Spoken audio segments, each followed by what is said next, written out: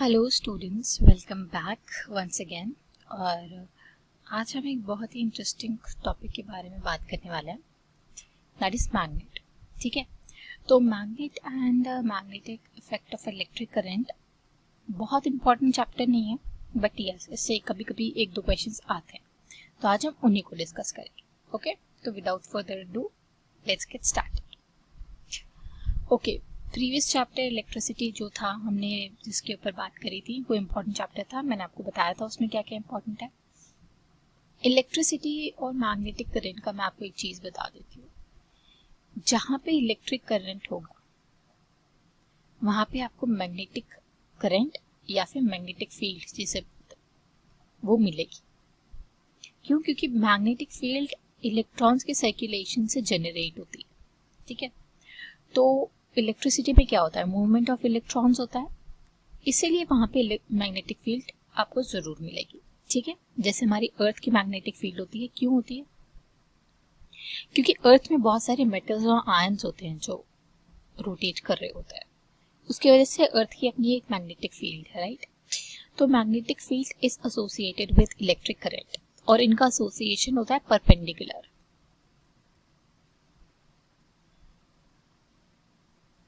ये जस्ट आपको basic information बता रही हूँ कि अगर ये इलेक्ट्रिक करंट है तो ये मैग्नेटिक फील्ड होगी, और अगर ये मैग्नेटिक फील्ड है तो ये इलेक्ट्रिक करंट होगा, वाइस वर्सा। दोनों के बीच कितना एंगल बनेगा? परपेंडिकुलर बनेगा। ठीक है, तो आगे चलते हैं। See compass needle is deflected on passing an electric current through a metallic conductor. क्यों? क्योंकि वहां पे मैग्नेटिक फील्ड जनरेट हो रही है। ओके, सो ये हांस क्रिस्टियन और टेस्टेड हैं, इनके बारे में आप ये पढ़िएगा। मेजर चीज़ें जो मैंने हाईलाइट करी हुई हैं। His research later created technology such as radio, television and fiber optic. The unit of magnetic field strength is named as Oerthed in his honor. It is important. What he had done, understanding of electromagnetism. तभी इस phenomena को हम electromagnetism बोलते हैं कि electric current और magnetic field का क्या रिलेशन है। ठीक है, तो इन्होंने क्या किया था, एक्सीडेंटली डिस्कवर किया था कि जो कंपास निडल है got deflected when electric current pass through a metallic wire placed near by. ठीक है, तो बेसिकली उन्होंने ये बताया था कि इलेक्ट्रिक करंट के आसपास मैग्नेटिक फील्ड जनरेट होती है। Okay, magnetic field and field lines की बात करें तो मैग्नेटिक जो भी मैग्नेट अगर हम कंपास निडल के पास लेके जाते हैं तो वो डिफ्लेक्ट हो गए। ये एक पॉइंट हो गया।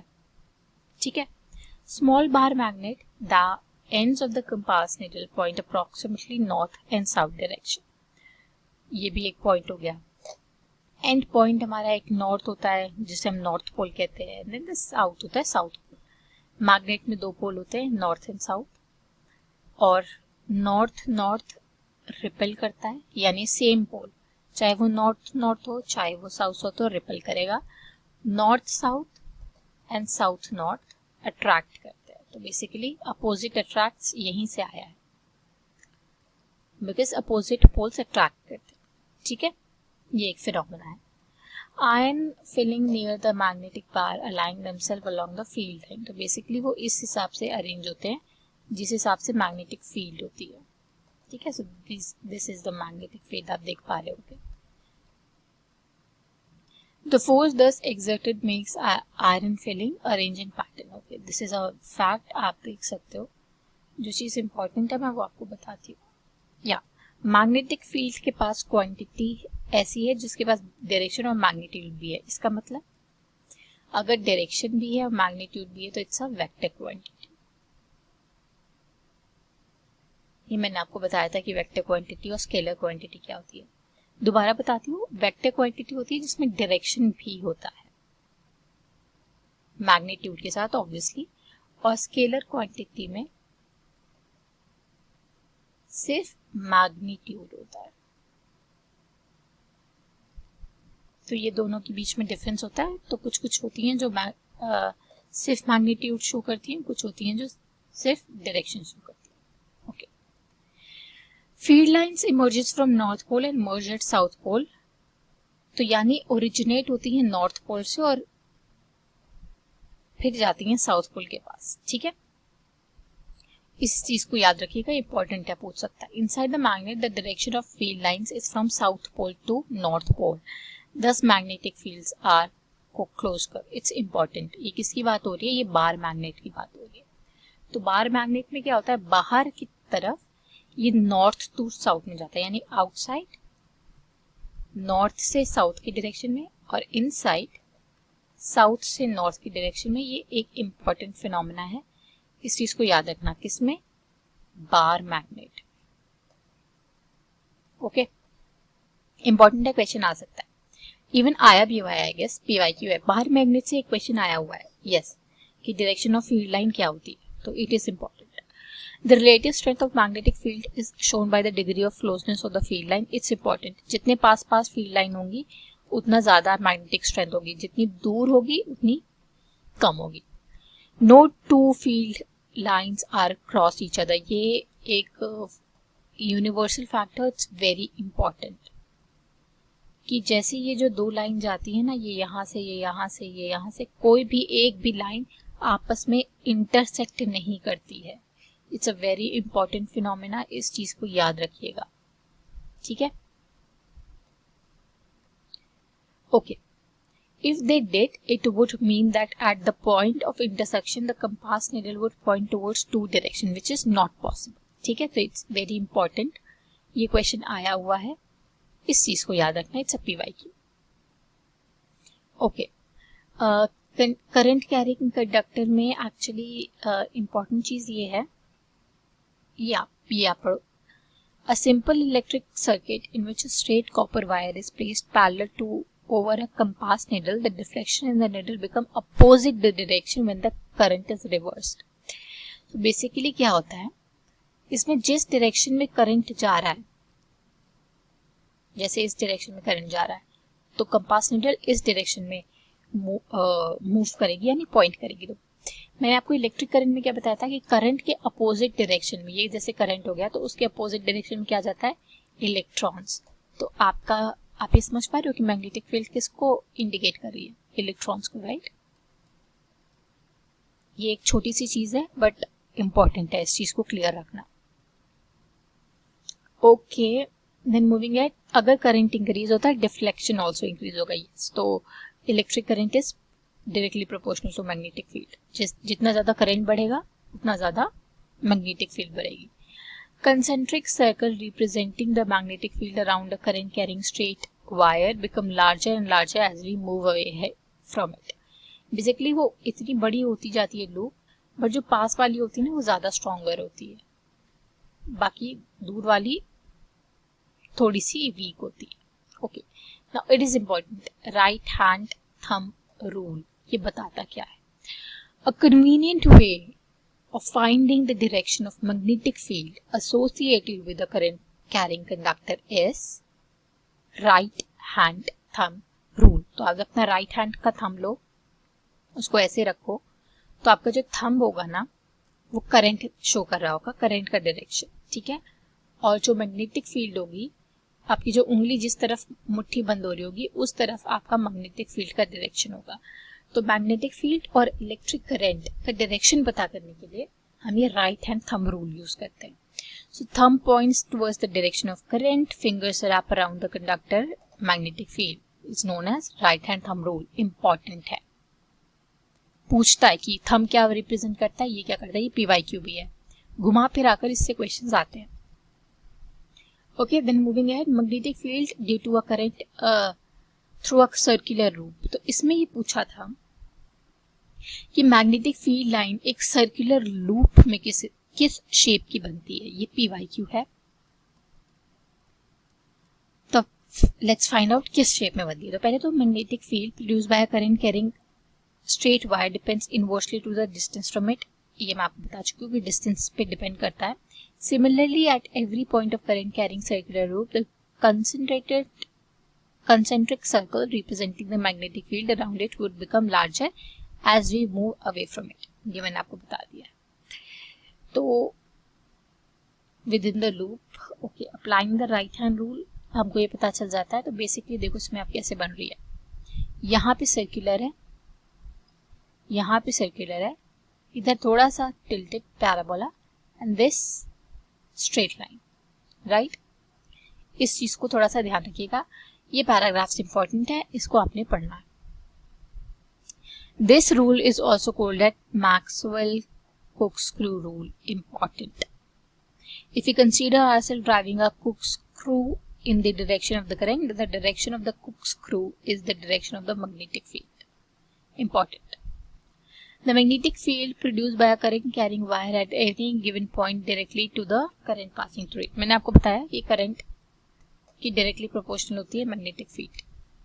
इस चीज को याद रखना है, करंट बढ़ाएंगे मैग्नेटिक फील्ड बढ़ेगी। ओके, आई थिंक वो सोलेनॉइड का था जो PYQ आया हुआ था। Yes, this is a coil of many circular turns insulated copper wire wrapped. Basically solenoid क्या होता है बताया, तो आपने कॉपर वायर को लिया, उसको ऐसे ऐसे ऐसे ऐसे ऐसे ऐसे ऐसे खूब सारे लूप्स बना दिए, उसको सोलेनॉइड बोलते हैं।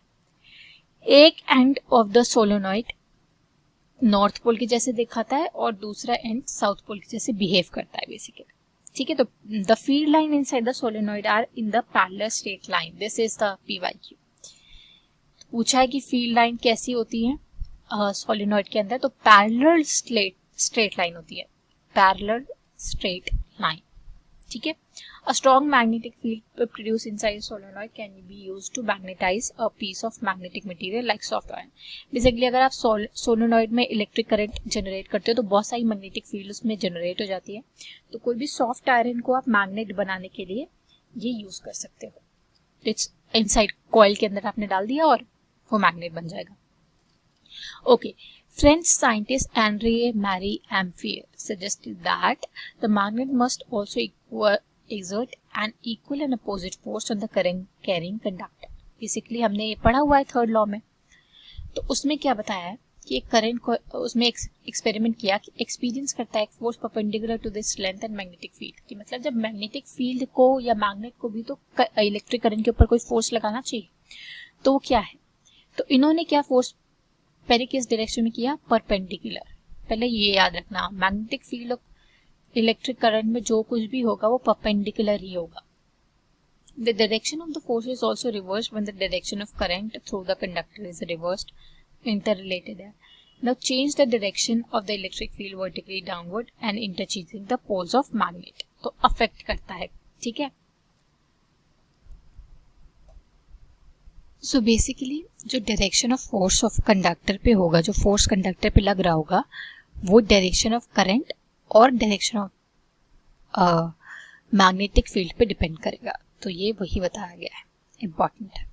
और इसी को डिस्क्राइब किया गया है फ्लेमिंग्स लेफ्ट हैंड रूल से। तो लेफ्ट हैंड रूल आप अपना लो, अपने फिंगर को सामने की तरफ पॉइंट करो, इसको ऊपर करो, इसको नॉर्मली रखो, एंड देन जो ये फर्स्ट फिंगर है आपकी फील्ड शो करती है, थंब हमारा मोशन शो करता है कि किस डायरेक्शन में मोशन होगा, and this finger shows the current, the direction of current, ठीक है। तो आप ये भी पूछ सकते हैं कि फ्लेमिंग्स लेफ्ट हैंड रूल क्या बताता है, दिस इज इंपॉर्टेंट, आप ये पढ़ सकते हो। करंट कैरिंग कंडक्टर जैसे magnetic field including electric motor, electric generator, loud speaker, microphone, ये सब में ये लागू होता है। सो इलेक्ट्रॉन का मोशन ये है और मैग्नेटिक फील्ड का मोशन ये है, ये बाद में पता चला हमको, okay. Okay, so the recall the direction of current is taken the opposite the direction of electron. तो basically हुआ क्या, current इस direction में, electron इस direction में और magnetic field दोनों के perpendicular इस direction, okay? So ये वाला I guess ये rule ये वाला question important है, ये आया हुआ है, पूछा है कि अगर ये इस डायरेक्शन में है, ये इस डायरेक्शन में है, तो किस डायरेक्शन में आपका फोर्स होगा, किस डायरेक्शन में आपका करंट होगा। ये PYQ है, तो इसकी एक्सप्लेनेशन भी दी हुई है यहाँ पे, तो अच्छे से समझ लेना कि कैसे होगा, ओके। पढ़ना इसको, इट्स इम्पोर्टेंट, ओके। ना तो मैग्नेटिज्म मेडिसिन में nerve carry an electric impulse, हमारी जो नर्व्स होती हैं वो इलेक्ट्रिक इम्पल्स हमारे ब्रेन में इलेक्ट्रिक सिग्नल्स देती हैं, तो उसमें हमारे ब्रेन ना एक टेम्परेरी मैग्नेटिक फील्ड बनाता है। हमारी ब्रेन में, हमारी बॉडी में भी मैग्नेटिक फील्ड का बहुत इंपॉर्टेंट रोल होता है, जो कि हालांकि काफ़ी वीक होती है। तो जो दो हमारे मेन ऑर्गन है ह्यूमन बॉडी में जहाँ मैग्नेटिक फील्ड प्रोड्यूस होती है, द मेन ऑर्गन ऑफ वो हमारी बॉडी के सबसे मेन ऑर्गन है हार्ट और ब्रेन। तो मैग्नेटिक फील्ड हमारी बॉडी में जो बॉडी पार्ट्स हमारे इमिट करते हैं एमआरआई में, वही एक्चुअली कैप्चर की जाती है। तो दैट्स व्हाई एमआरआई बहुत इंपॉर्टेंट रोल प्ले करता है हार्ट और ब्रेन की स्कैनिंग में। It's very important. एमआरआई में क्या होती है, मैग्नेटिक रेजोनेंस होती है, इमेजिंग। तो मैग्नेटिक फील्ड क्रिएट करके हमारी इमेजेस ली जाती है। तो it's a very important thing. ये पीवाईक्यू भी है और बहुत इंपॉर्टेंट है, पूछा भी जा सकता है कि हमारे कौन से ऑर्गन्स है जो मैग्नेटिक फील्ड इमिट करती है, क्या बॉडी एमिट करती है क्या, और अगर करती है तो मेडिसिन में उसका क्या यूज है। Okay, now electric motor. See, electric motor के प्रिंसिपल्स हम लोग फिजिक्स में पढ़ते थे, बट आप लोग को नहीं पढ़ना है। आप लोग को बस ये पढ़ना है कि इलेक्ट्रिक मोटर एक रोटेटिंग डिवाइस है जो इलेक्ट्रिकल एनर्जी को मैकेनिकल एनर्जी में कन्वर्ट करता है। That's it. ये पीवाईक्यू भी है। मोटर बेसिकली आपने देखी होगी यार, जो कि पानी की मोटर होती है, या फिर आपके कूलर्स होंगे तो कूलर में मोटर होती है। तो मोटर क्या करती है, आप मोटर जैसे पहले चलती कैसे है, उसको एनर्जी कौन सी प्रोवाइड होती है, बिजली। जब हम उसको इलेक्ट्रिसिटी प्रोवाइड करते हैं तो वो चलती है, और क्या करती है, वो पानी को फेंकती है। तो यानी वो मैकेनिकल एनर्जी यूज करती है, और सॉरी इलेक्ट्रिकल एनर्जी यूज करती है किस लिए, मैकेनिकल वर्क करने के लिए। तो that is the example. Electric motor कहाँ कहाँ यूज होती है, refrigerator, electric fan, mixers, washing machine. Washing machine में भी मोटर होती है। वॉशिंग मशीन कैसे चलती है, इलेक्ट्रिसिटी से, राइट। तो that is the only important part. बाकी आपको उसका फिनोमिना, एंटी क्लॉकवाइज रोटेटिंग, ये सब नहीं पढ़नी है। ऑब्वियसली जो IIT JEE या नीट कर रहे हैं, या फिर जो फिजिक्स में अपनी ग्रेजुएशन पोस्ट ग्रेजुएशन करते हैं, उनके लिए इंपॉर्टेंट है। ओके, दूसरा इंपॉर्टेंट है, a device that reverse the direction of the flow of current through a circuit is called commutator. Electric motor में जो स्प्लिट रिंग होती है वो एज अ कम्यूटेटर काम करती है। बेसिकली कम्यूटेटर इज इंपॉर्टेंट कि वो क्या करता है, इलेक्ट्रिक करंट रोटेट करता है। ओके, सो सॉफ्ट आयन होता है, ये सब ये आपके इंपॉर्टेंट चीज नहीं है। इलेक्ट्रोमैग्नेटिक इंडक्शन, इंडक्शन जो भी हमारा माइक्रोवेव होता है, इवन जो इलेक्ट्रिक इंडक्शन होते हैं, वो इस प्रिंसिपल पे चलते हैं। जब करंट कैरिंग कंडक्टर को मैग्नेटिक फील्ड में इस डायरेक्शन में रखा जाए कि वो दोनों परपेंडिकुलर हो, तो वह एक फोर्स एक्सपीरियंस करता है। फोर्स क्या करता है, कंडक्टर को मूव करने में हेल्प करता है। एक फिनोमेना है, समझने के लिए है, बाकी आपसे कोई पूछेगा नहीं है इतना डिटेल वाली physics. Michael Faraday made an important breakthrough by discovering how moving a magnet can generate the electricity. It's very important. इन्होंने क्या किया कि मैग्नेट की मूवमेंट से भी हम इलेक्ट्रिसिटी जनरेट कर सकते हैं, ये चीज़ बताई है। ये इंपॉर्टेंट है, पीवाईक्यू भी है, तो इट्स इंपॉर्टेंट थिंग। एक्चुअली इनके पीछे एक स्टोरी है कि इन्होंने बहुत ट्राई किया कि जब इन्होंने देखा कि इलेक्ट्रिसिटी से मैग्नेटिक फील्ड आती है, तो उनको लगा कि मैग्नेटिक फील्ड से भी इलेक्ट्रिसिटी आती होगी, बट कैसे जनरेट करें ये समझ में नहीं आया उनको। खूब सारे एक्सपेरिमेंट किए, उन्होंने बिल्कुल सफल नहीं हुए। जब अंत में एकदम हार मान के थक गए ना वो, तो उन्होंने क्या किया, मैग्नेट उठा के अपने सेटअप पे फेंका। गुस्से में फ्रस्ट्रेट होता है इंसान तो क्या करता है, चीजें उठा के फेंकता है, तोड़ता है कि यार इतनी टाइम की मेहनत बर्बाद हो गई, मैंने फालतू ही कुछ अलग ही सोच लिया जिसका कोई लेना देना था ही नहीं। और जैसे ही उन्होंने मैग्नेट फेंका, मैग्नेट ने मूवमेंट करी, उनको उनकी इलेक्ट्रिसिटी जनरेट हो गई, एंड उनको ये ब्रेक थ्रू मिला। तो आप समझ सकते हो कितनी मेहनत लगती है एक एक चीज को डिस्कवर करने के लिए। साइंटिस्ट कितनी मेहनत करते हैं, पूरी जिंदगी लगाते हैं, तब उनको एक चीज मिलती है। जैसे मैंने आपको गैलीलियो का एग्जाम्पल बताया था, ये माइकल फेराडे भी उसी का एग्जाम्पल है। हम लोग उन साइंटिस्ट का बस नाम देख के छोड़ देते हैं, यार कितनी तो इन्वेंशन है, बट एटलीस्ट वो इससे ज्यादा रिस्पेक्ट डिजर्व करते हैं। उन्होंने हमारा काम बहुत आसान किया। Okay, moving ahead, moving a magnet towards a coil setup, current coil. हाँ, तो आप ये पढ़ सकते हो, गैल्वेनोमीटर डिफ्लेक्शन। इंपॉर्टेंट ये है, गैल्वेनोमीटर क्या होता है, एक इंस्ट्रूमेंट होता है जो कि प्रेजेंस ऑफ करंट सर्किट में डिटेक्ट कर सकता है। और क्या करता है, ये इंपॉर्टेंट है, इसको आप मार्क करना। जो जिन्होंने इवन 11th-12th में भी फिजिक्स ली होगी, उन्होंने ये एक्सपेरिमेंट किया होगा, गैल्वेनोमीटर, एमीटर, वोल्टमीटर तो खुद से देखे ही होंगे। ओके, सो ये चीजें हम गैल्वेनोमीटर की प्रॉपर्टीज पढ़ लेना, इट्स इंपॉर्टेंट। माइकल फेराडे के बारे में भी इंपॉर्टेंट है, ये डब्बे मैंने आपको बताया है, एनसीईआरटी घुमा के पूछती है, तो बहुत इंपॉर्टेंट है। ओके, यस, आई गेस इसके अलावा magnetic field, conductor, electric induction क्या है ये इंपॉर्टेंट है, ये एक बार पढ़ना। और फ्लेमिंग्स राइट हैंड रूल ये क्या बताता है? Fleming's right hand rule magnetic field बताता है। मूवमेंट ऑफ कंडक्टर, और ये वाली उंगली क्या बताती है? Current induced in conductor. तो ये इंपॉर्टेंट है, ये आपको याद रखनी है कि कौन सी चीज क्या बताती है। थंब क्या बताती है, फोर फिंगर क्या बताती है। ओके, इलेक्ट्रिक मोटर बताई थी मैंने, अब आपको इलेक्ट्रिक जनरेटर बताती है। जनरेटर जो बेसिकली होता है क्या करता है? बिजली पैदा करता है। एग्जैक्टली, बस यही है। मैकेनिकल एनर्जी से इलेक्ट्रिकल एनर्जी जनरेट करता है। और जो मोटर थी उसमें क्या होता था? इलेक्ट्रिकल एनर्जी से मैकेनिकल एनर्जी जनरेट हो रही थी। बस ये इंपॉर्टेंट है, ये दोनों पूछे भी गए हैं PYQ। बाकी इन डेप्थ की आपको फिजिक्स नहीं पढ़नी है, आप इलेक्ट्रोस्टैटिक नहीं पढ़ रहे हैं। AC जनरेटर जो अल्टरनेट करंट पे काम करता है। ओके, आप ये पढ़ सकते हो फॉर एग्जांपल, अगर आपको इंटरेस्ट आए। क्वेश्चन नहीं आएगा इससे इतना। यस, डोमेस्टिक इलेक्ट्रिक करंट जो मैंने आपको आई गेस पिछले टाइम पे बता दिया था, पिछले चैप्टर पे, बट ये है वो, ये बहुत इंपॉर्टेंट है, बहुत PYQ आए हैं इससे। क्या है? पहले तो हम ये पूछा गया रेड वायर क्या होता है, तो रेड वायर होते हैं लाइव वायर, ये पहले याद रखना। रेड कलर क्या शो करता है? Live wire. ब्लैक वायर क्या शो करता है? Neutral wire. ये भी क्वेश्चन आया हुआ है। तो रेड कलर और व्हाइट कलर, रेड कलर और ब्लैक कलर का वायर क्या शो करता है? ये पहले तो आप इंपॉर्टेंट चीज याद रखना। फिर पोटेंशियल डिफरेंस कितना यूज होता है घर में? 220 वोल्ट, ये याद रखना, ठीक है। उसके बाद एक 5 एम्पियर का बल्ब होता है, आपने देखा होगा ऐसे, ये छोटे वाले, और फिर एक 3 एम्पियर के होते हैं बड़े से, जिसमें ये छोटे वाले भी होते हैं, तो वो आपने देखे होंगे। 15 एम्पियर में जनरली हम लगाते हैं अपना हाई पावर वाले, जैसे हमारी वॉशिंग मशीन हो गई, फ्रिज हो गया। अब आगे 5 एम्पियर में हमारा फैन, मोबाइल चार्जर, ये सब का काम हो जाता है।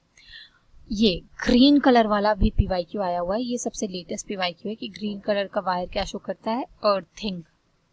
दिस इज इम्पोर्टेंट, ये इंपॉर्टेंट है, PYQ है, do remember this. Leakage of current metallic body में अप्लायंसेस को बचा रहे, इसलिए अर्थ को दे देते हैं इलेक्ट्रिक शॉक से बचने के लिए। This is important. तो ये वाला पैराग्राफ बहुत इंपॉर्टेंट है, प्लीज इसको बहुत अच्छे से पढ़ना है, ठीक है।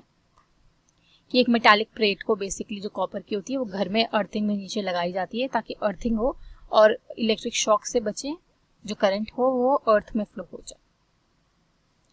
ओके, कॉमन डोमेस्टिक सर्किट का ये एग्जांपल है, it's not helpful for you. Okay, parallel to each other, घर में जो होते हैं वो पैरेलल में कनेक्टेड होते हैं, ये आप देख लेना अच्छे से। इलेक्ट्रिक फ्यूज डोमेस्टिक में बहुत यूज होता है, मैंने आई गेस आपको पिछले चैप्टर में बताया। डैमेज टू ओवरलोडिंग से बचाता है इलेक्ट्रिक फ्यूज, ठीक है। ओवरलोडिंग से क्या होता है? लाइव वायर और न्यूट्रल वायर कनेक्ट हो जाते हैं और इलेक्ट्रिक शॉक लगता है। जब इंसुलेशन ऑफ वायर डैमेज हो जाती है या फिर फॉल्ट होता है किसी अप्लायंसेस में, तब ऐसा होता है, जिसे हम शॉर्ट सर्किट बोलते हैं। This is important. Short circuit का बेसिकली जब दो वायर आपस में टकरा जाते हैं या फिर कोई अप्लायंसेस में खराबी हो जाती है, तब क्या होता है? जो इलेक्ट्रिक फ्यूज होता है ना, वो पिघल जाता है, मेल्ट हो जाता है, वो सर्किट रोक देता है, इसलिए हाईली इलेक्ट्रिक करंट रोक देता है। This is important. The joule heating that take place in the fuse melt it to break and electric circuit को रोक देता है। बेसिकली एक क्वेश्चन ये भी बहुत पूछते PYQ है, आपको दिखेगा भी कि जब इलेक्ट्रिक शॉर्ट सर्किट हो रहा होता है तब क्या होता है? तब हमारा जो इलेक्ट्रिक करंट है सर्किट में वो इंक्रीज होता है शॉर्ट सर्किट के टाइम। इस चीज को याद रखना, ये बहुत बार पूछा गया। ओके, सो यही चीजें थी, और ये वाले जो MCQ जैसे है ना, इनको एक बार पढ़ लेना, इट इज इम्पोर्टेंट। इस वाले चैप्टर के तो इम्पोर्टेंट है। So that's it for my side. Magnetic में जो जो इम्पोर्टेंट चीजें बताई हैं, थोड़ी कॉम्प्लेक्स चीजें भी हैं क्योंकि वो इलेक्ट्रोस्टैटिक्स में चला जाता है, फिजिक्स की एक ब्रांच में। बट आपको जो चीज़ें इंपॉर्टेंट बताई हैं बस आप वही पढ़िएगा। जैसे इलेक्ट्रिक मोटर, इलेक्ट्रिक जनरेटर किस काम पे काम करता है, राइट हैंड थंब रूल क्या है, left hand right hand rule, Fleming's right hand rule और लेफ्ट हैंड रूल क्या है, सोलेनॉइड में मैग्नेटिक फील्ड क्या क्या डायरेक्शन है, और फ्यूज क्या होता है, इलेक्ट्रिक शॉक क्या होता है, इलेक्ट्रिक करंट में क्या होता है, जो लाइव वायर होते हैं उसमें क्या होता है, किस कलर की कौन सा डिफ्लेक्ट करता है, ये सब बताना।